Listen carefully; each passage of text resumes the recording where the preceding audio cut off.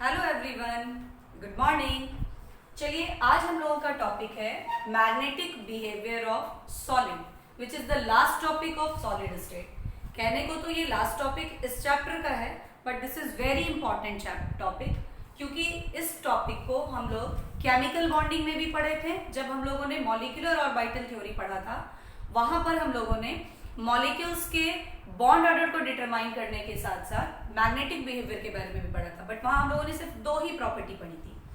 फिर हम लोग इसी क्लास 12 के जब कोऑर्डिनेशन केमिस्ट्री वाले चैप्टर में आएंगे तो वहां भी हम लोग 3 properties of the magnetic behaviour of the substance के बारे में पढ़ेंगे। बट यहाँ हम लोग देखने वाले हैं कि there are 5 categories of magnetic behaviour of solids. अब देखिए, हम पढ़ रहे हैं सॉलिड के बारे में और सॉलिड्स में कह रहे हैं कि भाई मैग्नेटिक बिहेवियर आ गई, इसमें कैसे हो रहा है ये, हाउ इज इट पॉसिबल। तो देखिए, मैग्नेटिक बिहेवियर किसी भी सॉलिड में इसलिए होता है because every substance is made up of atoms और molecules and every atoms consist of electron, और हर एक इलेक्ट्रॉन मैग्नेटिक बिहेवियर शो करता है, behave as a tiny magnet. Why electron behave as a tiny magnet, अब ये हमारे पास बात आती है। तो देखिए, इलेक्ट्रॉन टीनी मैग्नेट की तरह बिहेव करता है बिकॉज ऑफ 2 रीजन। एक, due to orbital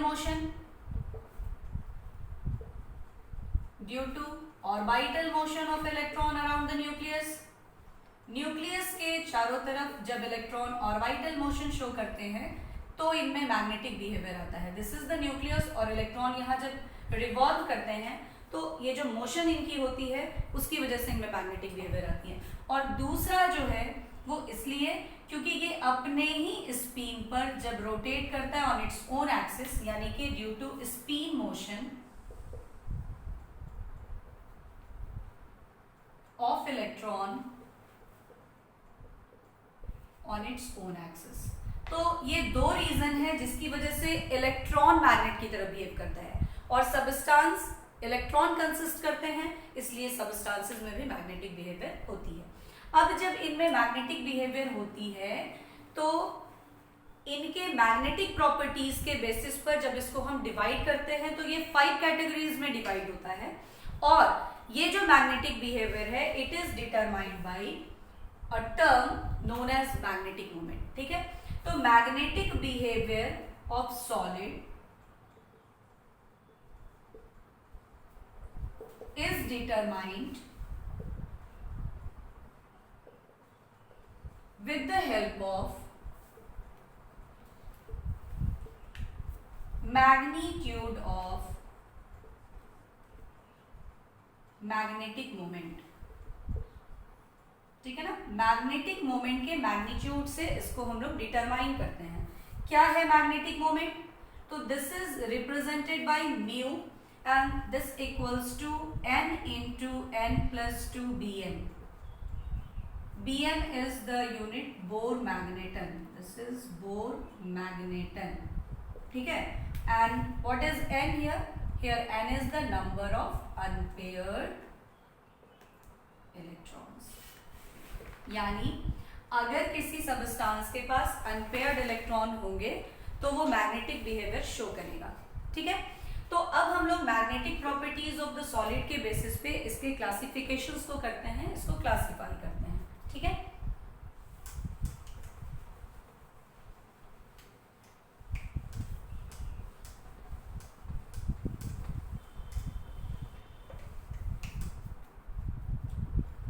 on the basis of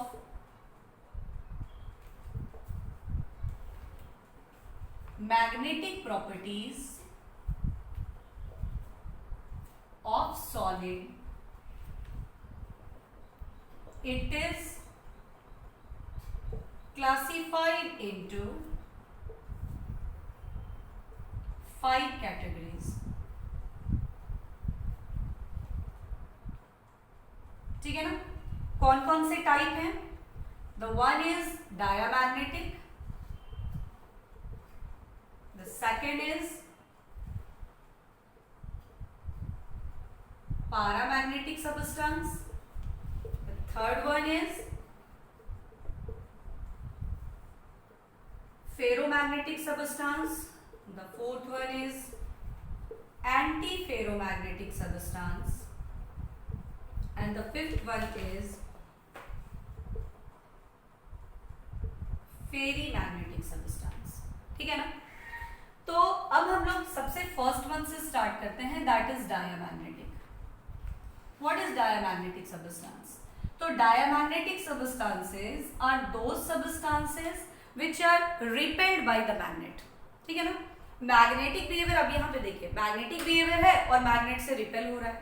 तो क्यों रिपेल हो रहा है? क्योंकि इस तरह के सब्सटेंसेस के पास ऑल इलेक्ट्रॉन्स आर पेयर्ड, सारे के सारे इलेक्ट्रॉन्स क्या होते हैं?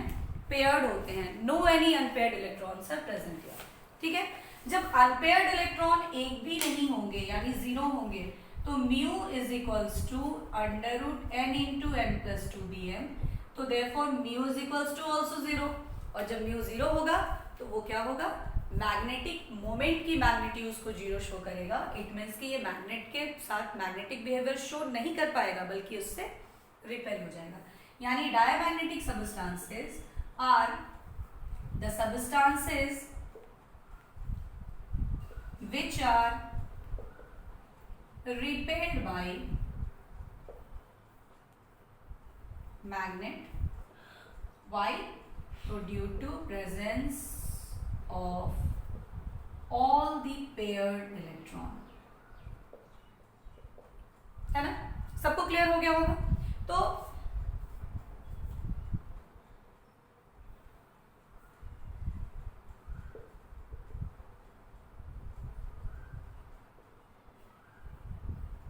इसके एग्जाम्पल्स हैं आपको, बेंजीन है, NaCl है, एक्सेट्रा। तो दिस आर डायमैग्नेटिक सब्सटेंस। सबको क्लियर हो गया होगा ये। अब हम लोग नेक्स्ट देखते हैं paramagnetic. What are paramagnetic substances? तो देखिए पारामैग्नेटिक सब्सटेंसेस होते हैं which are weakly attracted by the magnet. क्या होता है? वो मैग्नेट से वीकली अट्रैक्ट होता है। Weekly attract means what? इसका मतलब ये है कि जब मैग्नेट के कांटेक्ट में आता है तो अट्रैक्ट होता है, और जब मैग्नेट से हम लोग मैग्नेट को वहां से हटा देते हैं तो फिर इसमें ये मैग्नेटिक बिहेवियर जो है वो लूज हो जाती है। तो इस तरह के जो वीकली मैग्नेटिक बिहेवियर सब्सटेंसेस हैं they are called paramagnetic substances. तो पारामैग्नेटिक सब्सटेंसेस क्या होते हैं?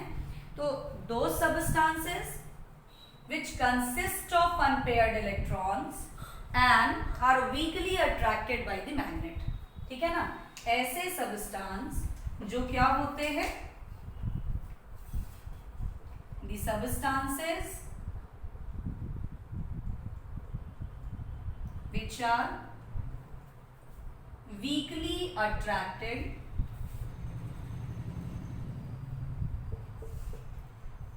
by the magnet due to presence of unpaired electron and loses its magnetism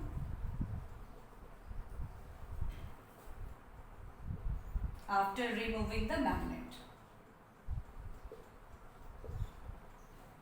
ठीक है। जब मैग्नेट को हटाएंगे तो ये अपना मैग्नेटिज्म लूज कर देगा। तो this type of substances are called paramagnetic substances. इनके पास अनपेयर्ड इलेक्ट्रॉन 1 2 3 1 से 3 के बीच में होती है। दैट्स वाई म्यू का जो मैग्नीट्यूड है वो √3 to √15 bm के आसपास होता है। तो जिन भी सब्सटेंसेस के पास अगर अनपेयर्ड इलेक्ट्रॉन 1 से 3 के बीच होगी तो they behave as a paramagnetic substances. ठीक है। इनके एग्जांपल्स हो जाएंगे जैसे आपको Cu2+, Fe3+, O2 एक्सेट्रा। ठीक है। जैसे अगर आपसे एक क्वेश्चन आता है कि Ti+ titanium plus is either diamagnetic और पारामैग्नेटिक इन नेचर, है ना, या what is the magnetic behaviour of Ti+? तो Ti मींस टाइटेनियम। ठीक है। Titanium is atomic number is 22, so the electronic configuration is 4s2 3d2। Titanium plus means what, it loses 1 electron, तो after losing 1 electron it become 4s2 3d1,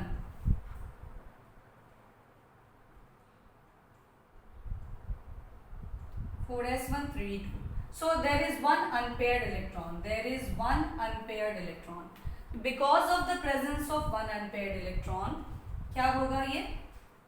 paramagnetic nature का होगा. Paramagnetic in nature. सभी को समझ में आ रहा होगा?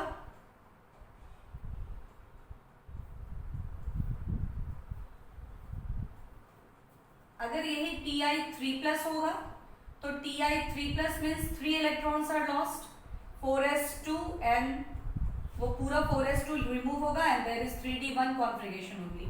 सो again it has 1 unpaired electron, so it also behave as a paramagnetic substance. ठीक है, तो आइदर टाइटेनियम प्लस हो या फिर टाइटेनियम +3 हो, in both case we get 1 unpaired electron. ठीक है, that's why it is paramagnetic. अगर यही अनपेयर्ड इलेक्ट्रॉन 0 होता तो ये क्या होता? डायमैग्नेटिक. ठीक है, चलिए नेक्स्ट हम लोग देखते हैं फेरोमैग्नेटिक सब्सटेंस को. What are ferromagnetic substances?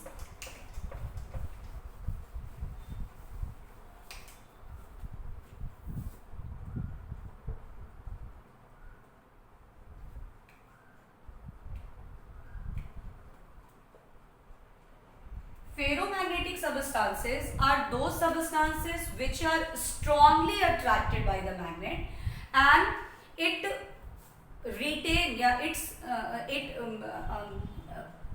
retains its magnetism even after removing magnets, है ना. तो the substances, it means कि it shows a permanent magnetism. The substances which are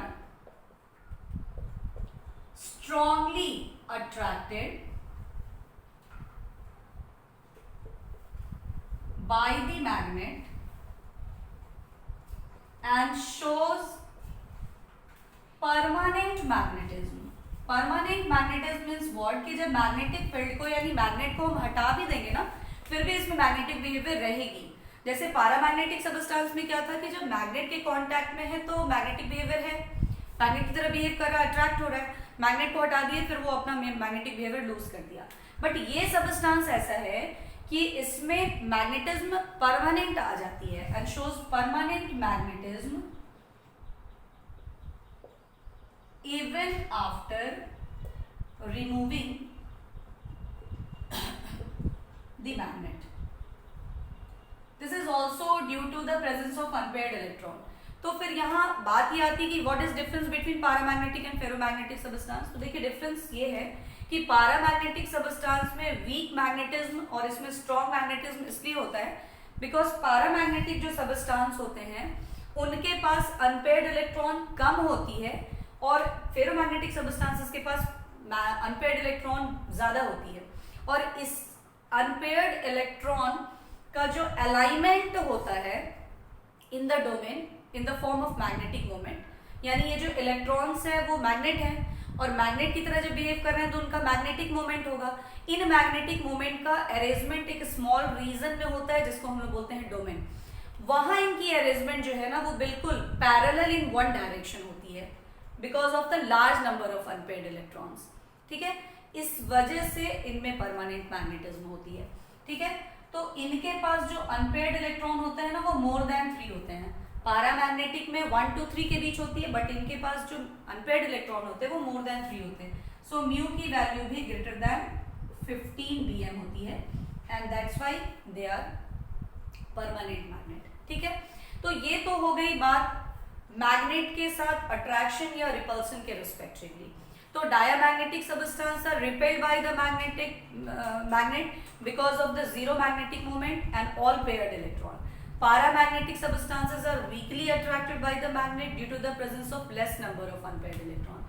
Ferromagnetic substances are strongly attracted by the magnet and shows the permanent magnetism because of the presence of large number of unpaired electrons. अब आती है बात कि ये फिर क्या है, what are antiferro and ferrimagnetic substances.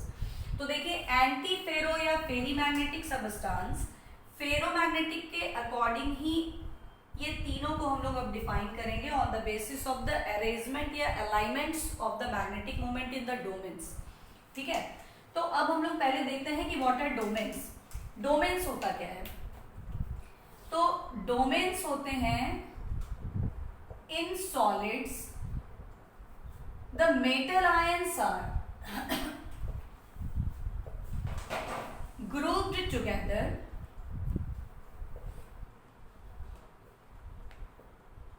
in a very small region,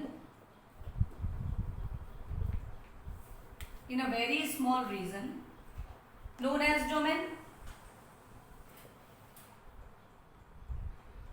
यानी एक छोटे से रीजन में इलेक्ट्रॉन्स मैग्नेटिक मोमेंट के फॉर्म में अरेंज जो होगा, अलाइंड जो होगा, उसको हम लोग बोलेंगे, उस रीजन को हम लोग बोलेंगे डोमेन्स।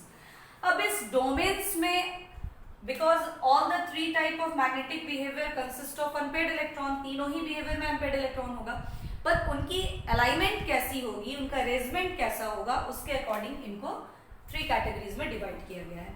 तो according to the alignment of magnetic moment, magnetic moment means यहाँ पे इलेक्ट्रॉन का ही अलाइनमेंट होगा, है ना, यानी कि ये मैग्नेट की तरह ही इलेक्ट्रॉन्स मैग्नेट की तरह ही बिहेव करते हैं ना, तो मैग्नेटिक मोमेंट मतलब इलेक्ट्रॉन का ही अलाइनमेंट होगा इन डोमेन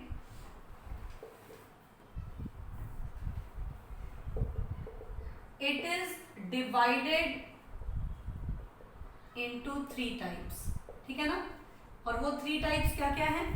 तो फेरोमैग्नेटिक, एंटी फेरोमैग्नेटिक एंड फेरीमैग्नेटिक। तो हम सबसे पहले आते हैं फेरोमैग्नेटिक में। क्या होगा फेरोमैग्नेटिक सबस्टेंस? ठीक है ना, फेरोमैग्नेटिक सबस्टेंस अभी हम लोगों ने देखा कि जो परमानेंट मैग्नेटिज्म शो करते हैं even after removing the magnet. तो इस बेसिस पर इसको हम कैसे समझेंगे? तो अगर डोमेन में मैग्नेटिक मोमेंट का अलाइनमेंट एक ही डायरेक्शन में पैरेलल होता है तो ये आपको क्या हो जाएगा? Ferromagnetic substance.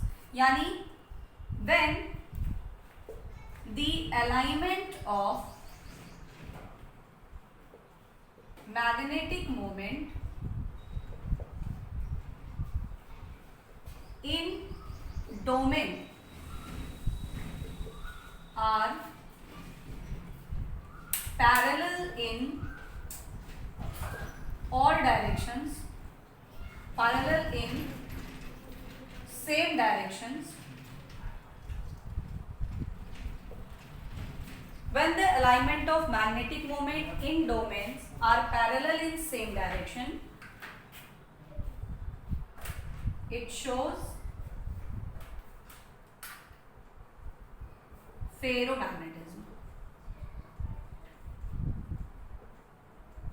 ठीक है ना, यानी अलाइनमेंट सभी का एक ही डायरेक्शन में होगा so that it has a resultant magnetic moment in a very large value, है ना। सबसे ज्यादा मैग्नेटिक मोमेंट अगर होता है तो वो किसका होता है? फेरोमैग्नेटिक सबस्टेंस का। आई थिंक आप लोगों को बहुत अच्छे से क्लियर हो रहा होगा ये। नेक्स्ट हम लोग देखते हैं एंटी फेरो। फिर क्या है? तो एंटी आप टर्म से ही समझ रहे हैं, एंटी मतलब अपोजिट, है ना। तो जो हमारा next it means this is the third type and the fourth type is anti ferro.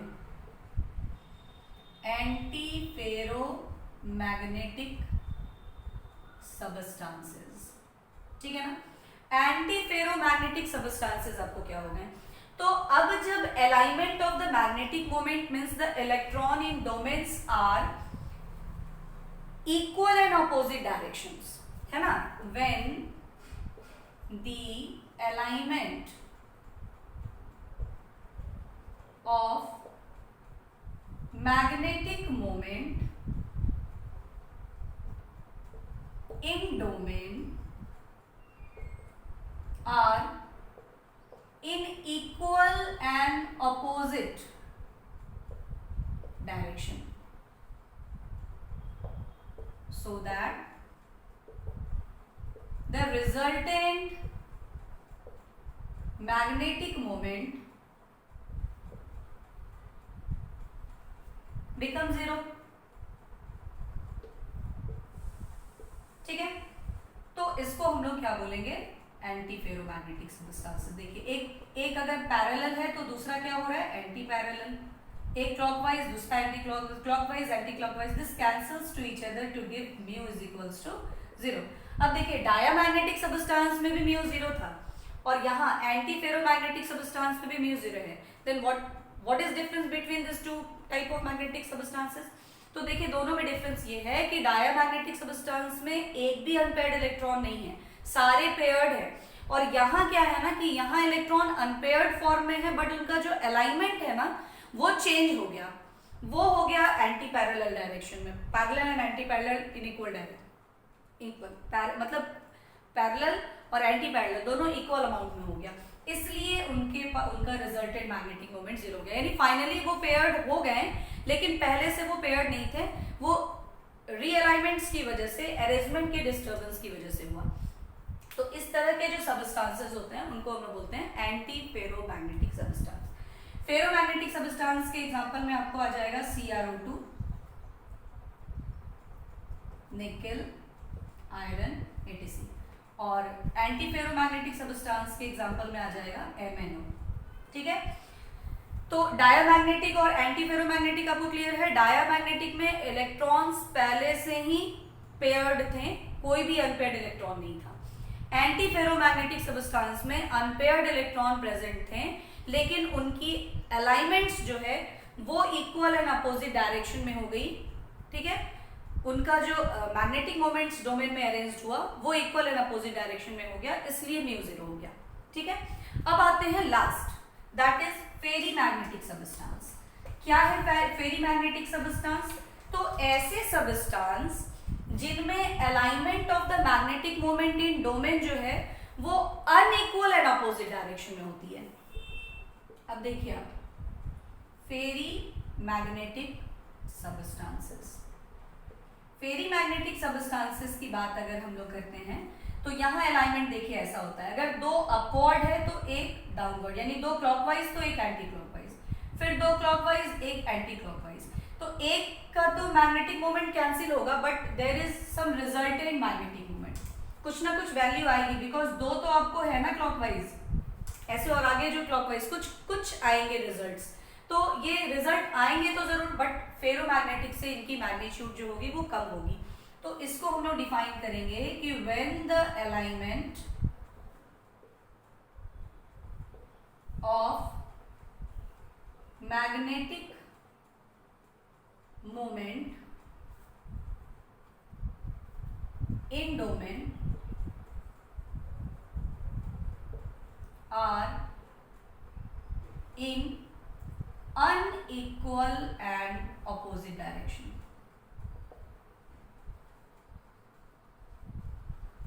So that there is some resultant magnetic moment are called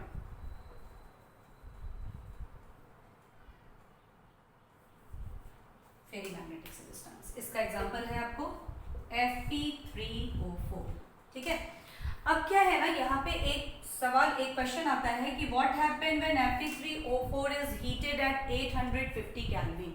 ठीक है, तो 850 केल्विन पे जब हम इसको हीट करते हैं ना तो इनकी रीअलाइनमेंट होती है, मैग्नेटिक मोमेंट्स की रीअलाइनमेंट होती है and it behaves as a paramagnetic substance. यानी व्हेन, इसको आप नोट करके लिखेंगे और इस तरह का क्वेश्चन जो है रीजनिंग बेस्ड आ जाता है। When ferri magnetic Fe3O4 is heated at 850 Kelvin, there is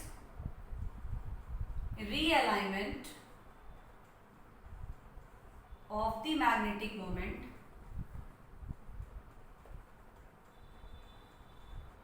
and the substance behave as paramagnetic। ठीक है, इसका मतलब ये है कि अलाइनमेंट्स को चेंज कर सकते हैं हम लोग, फेरोमैग्नेटिक का भी, एंटी फेरोमैग्नेटिक का भी और फेरी मैग्नेटिक का भी। और ये अलाइनमेंट चेंज होकर के आपको पैरामैग्नेटिक हो जाएगा, लेकिन कब? On heating. तो इस तरह से हम लोगों ने देखा कि there are 5 type of magnetic behaviour. एक हुआ diamagnetic which are repelled by the magnet, एक हुआ paramagnetic which are weakly attracted by the magnet, next हुआ ferromagnetic which are strongly attracted by the magnet and maintain its magnetism even after removal of the magnetic field या magnet। ठीक है, अब alignment of the magnetic moment in domains, इसके according फिर 3 type में हम लोग उसको क्लासिफाई किए, ferromagnetic, anti ferromagnetic and ferri magnetic. Ferromagnetic में एक ही डायरेक्शन में मैग्नेटिक मोमेंट की अलाइनमेंट होगी and the magnitude of magnetic moment is very high in case of ferromagnetic. Anti ferromagnetic में मैग्नेटिक मोमेंट की alignment equal and opposite direction में होगी, so that mu become 0। And ferri magnetic में alignment of the magnetic moment unequal and opposite direction में होगी, so that there is some resultant magnetic moment. तो इस तरह से देयर आर 5 टाइप्स। और फिर हम लोगों ने देखा कि फेरो, एंटी फेरो और फेरोमैग्नेटिक फेरी मैग्नेटिक सबस्टेंस को अगर हम हीट कर दें तो इनकी अलाइनमेंट में चेंज हो सकती है और वो पैरामैग्नेटिक बिहेवियर में चेंज हो सकता है। तो इस तरह से ये हमारा magnetic behaviour of solid topic जो है वो एंड हो गया। बाय।